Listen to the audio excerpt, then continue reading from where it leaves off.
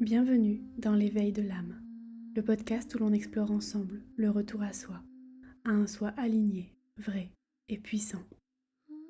Je suis Léa, passionnée d'ésotérisme et d'introspection. Et à travers ce podcast, je t'invite à un voyage vers ton propre centre.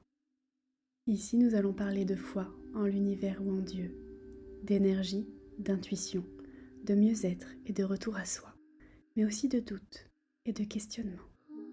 De tout ce qui nous façonne, nous bouleverse et nous ramène un jour ou l'autre à l'essentiel. En bref, nous parlons du chemin que nous parcourons pour éveiller notre âme. Alors ouvre ton cœur et parcourons ce chemin ensemble aujourd'hui.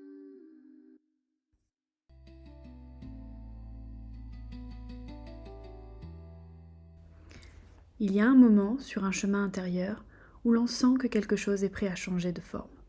Pas forcément à l'extérieur, mais dans la manière dont on comprend ce que l'on vit, dans la manière dont on se positionne face à sa propre réalité. Depuis plusieurs épisodes, nous avons parlé d'éveil, de blessures émotionnelles, d'ombre, de cycle intérieur, de cette espèce de spirale qui nous transforme lentement et parfois douloureusement, mais profondément. Aujourd'hui, j'avais besoin de faire une pause, un temps d'intégration et un épisode de transition. Déjà, j'ai fait une pause physique puisque ça fait un petit moment que vous n'avez pas d'épisode, mais j'avais besoin de ce moment de transition et je me suis dit pourquoi pas en parler également. Parce que tout ce travail intérieur ne s'arrête pas là. Il prépare quelque chose de très concret, la manière dont nous créons notre réalité. Et c'est de cela que nous allons parler aujourd'hui. Alors déjà, je voudrais vous souhaiter une très belle année 2026, puisque nous sommes en janvier. Nous sommes mi-janvier, mais j'ai quand même envie de vous le souhaiter, je trouve que c'est important. N'hésitez pas à me rejoindre sur Instagram si jamais vous avez des questions sur ce que j'ai mis en place cette année. Je vais faire aussi des vidéos sur YouTube pour expliquer un petit peu mon cheminement, mon avis sur mon année passée, etc. Je me prends une petite pause après les vlogmas, comme d'habitude quand je fais des séries un peu longues de vidéos, je prends toujours quelques pauses parce que c'est sûr que filmer tous les jours et monter tous les jours et poster tous les jours, ça demande beaucoup d'organisation, surtout que je travaille en même temps. YouTube n'est pas mon travail actuellement, j'espère qu'il le deviendra un jour, mais pour l'instant ce n'est pas le cas. Quoi qu'il en soit, trêve de bavardage, nous allons passer tout de suite à l'épisode. Revenons un instant en arrière. Dans les premiers épisodes, nous avons parlé de ce qu'on appelle l'éveil de l'âme, non pas comme un état mystique permanent, mais comme un espèce de processus de conscience. L'éveil, tel que je l'entends, c'est le moment où on commence à voir ces schémas, à les déceler, à voir ces mécanismes émotionnels, à remarquer ces réactions automatiques, réussir à déceler les histoires qu'on se raconte sur soi-même et sur le monde. Puis, on a abordé ensuite les blessures émotionnelles. Ces blessures qui ne sont pas des faiblesses, mais qui sont des mémoires émotionnelles, souvent construites très tôt dans l'enfance, voire même dans vos vies antérieures si vous y croyez, et qui influencent inconsciemment nos choix, nos relations et nos désirs. Ensuite, nous avons parlé du shadow work, le travail d'exploration des parts que parfois on préfère éviter, celles que l'on juge, celles que l'on refoule ou que l'on projette parfois même sur les autres. Et enfin, cette idée essentielle de cycle, de spirale. Parce que non, le chemin intérieur n'est pas linéaire, on ne guérit pas une bonne fois pour toutes et puis c'est terminé. On revisite les mêmes thèmes mais avec un regard différent, un peu plus de conscience, un peu plus de recul, un peu plus de liberté intérieure. Et tout cela n'est pas une fin en soi, c'est une préparation. Alors pourquoi l'éveil est indispensable avant la manifestation ? Aujourd'hui, beaucoup de personnes parlent de manifestation. On l'entend partout, on le voit sur les réseaux sociaux, mais très souvent, on saute une étape essentielle, la conscience de soi. D'un point de vue spirituel, l'éveil crée de l'espace intérieur.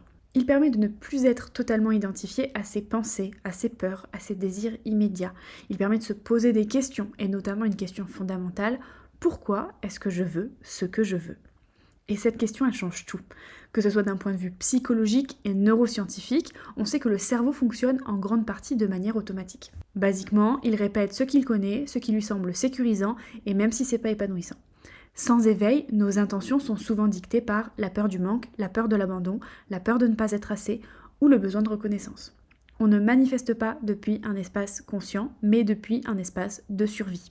Et vous vous doutez que manifester depuis la survie, ça crée des résultats plutôt instables, des répétitions de schémas et énormément de frustration, surtout quand on s'en rend compte. Et c'est bien de s'en rendre compte. Et c'est là justement le rôle important du shadow work dans la manifestation. Le shadow work, c'est souvent perçu un peu comme un frein, mais en réalité c'est un outil de clarification. Spirituellement, il permet de réunifier ce qui est séparé de nous. Il ne s'agit pas de supprimer toutes ces peurs ou toutes ces blessures, mais de les reconnaître, de les identifier, de les écouter et de comprendre pourquoi elles sont là et leur rôle. Prenons quelques exemples concrets. Vouloir l'abondance, tout en ayant une peur profonde de manquer d'argent, par exemple. Vouloir une relation saine, tout en étant inconsciemment guidé par une blessure d'abandon ou de rejet qui fait qu'on rejette nous-mêmes les personnes qui se présentent à nous ou qu'on fait en sorte d'auto-saboter ces relations. Vouloir la paix intérieure, tout en restant attaché à un espèce de chaos, mais qui nous est familier et dans lequel, au final, on se complaît un petit peu. D'un point de vue scientifique, ces contradictions internes créent une incohérence neuro-émotionnelle. En gros, le cerveau envoie un message et le corps en ressent un autre. Le système nerveux ne se sent donc pas en sécurité et lorsqu'il n'y a pas de sécurité intérieure, le changement est perçu comme une menace.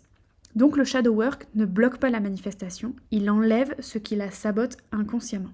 C'est ici que nous pouvons poser une vérité essentielle. La manifestation n'est pas un acte magique isolé qui arrive quand on claque des doigts et hop, notre manifestation se réalise. C'est un processus. Spirituellement, on pourrait dire que la conscience influence la matière.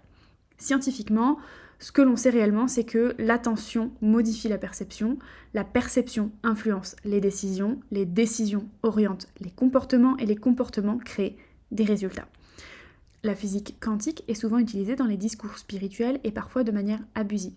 Dans ce podcast, nous ferons toujours une distinction claire, en tout cas je vais essayer au maximum, entre ce qui est démontré scientifiquement, ce qui relève des neurosciences et de la psychologie, et ce qui appartient à une lecture plus symbolique et spirituelle. La manifestation devient alors quelque chose de très concret, un alignement entre ce que je pense, ce que je ressens, ce que je crois et ce que je fais. Et plus cet alignement est grand, et plus la création devient fluide. Nous allons donc reprendre avec 2 mini-séries. Il y aura d'abord une première mini-série sur la manifestation. Nous verrons ce qu'est réellement la manifestation, les mythes et les réalités, les étapes conscientes du processus, le rôle du corps et du système nerveux, l'impact des croyances, pourquoi certaines manifestations prennent plus de temps que d'autres. On évitera tout ce qui est les promesses irréalistes ou les raccourcis spirituels. Je vais essayer de faire en sorte de faire quelque chose qui puisse être compréhensible par tout le monde et que ce soit par les personnes plus spirituelles ou par les personnes plus scientifiques. Ensuite, il y aura une deuxième mini-série qui parlera des blocages de la manifestation. Dans cette mini-série, nous parlerons donc des blocages inconscients, des blessures émotionnelles, des peurs déguisées en protection, de l'auto-sabotage, des croyances héritées et pourquoi vouloir très fort quelque chose ne suffit parfois pas. Cet épisode est donc une transition pour vous expliquer un petit peu ce qui va se passer par la suite. Les autres vont arriver très bientôt, ne vous inquiétez pas. La semaine prochaine, vous en avez un. Je ne posterai pas celui-là tant que le deuxième ne sera pas monté et prêt à être posté pour pas que vous n'ayez à attendre trop longtemps. Pour conclure, j'aimerais vous rappeler ceci. Manifester, ce n'est pas forcer la vie, ce n'est pas contrôler l'univers et ce n'est pas lutter contre soi. C'est créer depuis un espace intérieur plus conscient, plus stable, plus juste. Et si le chemin est lent, c'est souvent parce qu'il est profond. J'aimerais terminer par quelques citations que j'ai beaucoup appréciées et je sais que vous aimez bien quand je vous mets des citations. Tout d'abord, la première de Carl Gustav Jung, psychiatre et fondateur de la psychologie analytique, qui dit « Tant que vous ne rendrez pas l'inconscient conscient, il dirigera votre vie et vous appellerez cela le destin. » Je fais une petite pause parce qu'elle est lourde. Tant que vous ne rendrez pas l'inconscient conscient, il dirigera votre vie et vous appellerez cela le destin. Deuxième citation de Eckhart Tolle, donc c'est un auteur spirituel contemporain. La prise de conscience est le plus grand agent de changement. C'est un peu dans la même idée. Puis la dernière de Albert Einstein, que tout le monde connaît. Aucun problème ne peut être résolu à partir du même niveau de conscience qui l'a créé. Est-ce que vous comprenez ? Aucun problème ne peut être résolu à partir du même niveau de conscience qui l'a créé. Je vous laisse donc en vous récapitulant les 3. Tant que vous ne rendrez pas l'inconscient conscient, il dirigera votre vie et vous appellerez cela le destin. La prise de conscience est le plus grand agent de changement. Aucun problème ne peut être résolu à partir du même niveau de conscience qui l'a créé. Je vous laisse pour aujourd'hui et je vous dis à la semaine prochaine.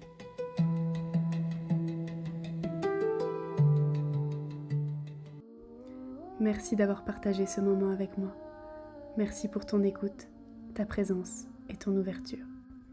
Et si tu veux prolonger ce voyage, tu peux me retrouver sur d'autres réseaux sous le pseudo Les Tests de Louve.